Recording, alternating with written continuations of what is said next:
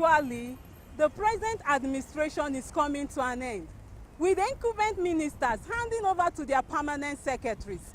How will you rate their performance, and what are your expectations for the incoming government?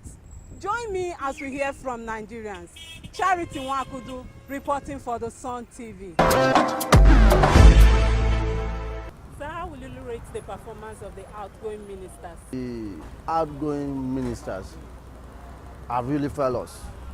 Yes, because they made themselves a semi-god. They are not accessible. Starting from the Minister of Agriculture down to the Minister of Youth and Sport.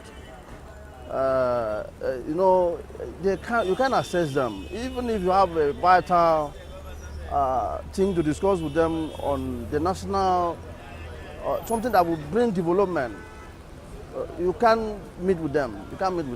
If I have to pick them individually, particularly I'll pick on one, the Minister of Power. So for Fashola, the Minister of Power, Works and Housing, I would say he got less than 20%. In reality, that is the truth. For Ministry of Finance, we know they've been troubled a lot. I would say for Ministry of Finance, looking at their monetary policy and all that, we will give them a 50% pass mark. I don't know whether they are the outgoing ministers or not. But all what I know is that ministers working with President Muhammadu Buhari lacks integrity. They lack integrity?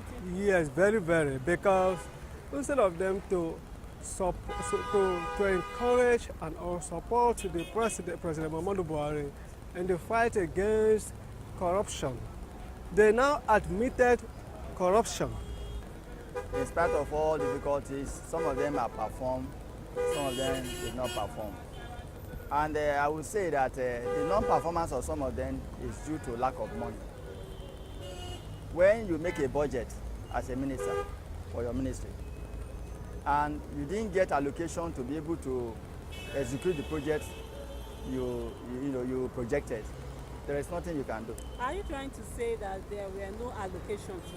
There were allocations, but they could not meet 100% of most of the allocations. For planning and budgets, if we really understand, for me, I think there is one ministry Nigerians are not even, we don't even understand the essence of that ministry. He is supposed to be like the brain box of every other ministry.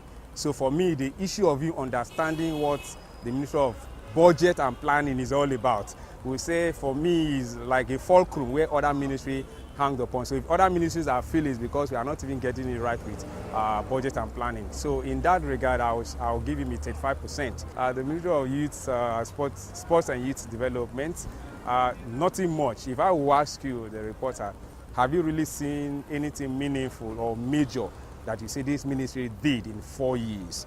Calling a youth summit or anything, whether in sports or Ministry of Youth as a whole, I'll say the rating is 0. I want to give that ministry 5% over 100.